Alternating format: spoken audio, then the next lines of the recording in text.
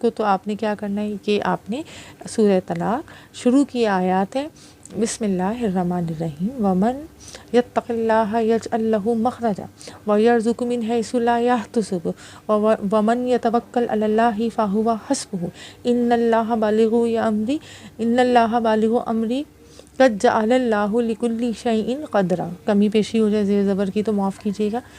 اس آیت کو پڑھیں آپ، اس آیت کو آپ دیکھ کے پڑھیں، کوشش کریں اس آیت کو آپ یاد کر لیں. آپ اس آیت کو جتنا پڑھیں گے اللہ سبحانہ تعالیٰ آپ کو وہاں سے روزی دے گا، وہاں سے روزی دے گا جہاں سے آپ کا گمان بھی نہیں جائے گا. میں ایک ویڈیو ایسی کمپائل کروں گی انشاءاللہ تعالیٰ سورہ طلاق کی آیات کی فضیلت کے لیے. وہ بہت سارے لوگ جو اپنی روزی سے پریشان ہیں، جو اپنی روزی کے لیے پریشان ہیں، جو اپنی روزی کی خیر و برکت کے لیے پریشان ہیں، جو اپنی روزی میں تونگری چاہتے ہیں، جو اپنے حالات سے نکلنا چاہتے ہیں، جو ایسے سرکمٹینس میں کہ وہ مال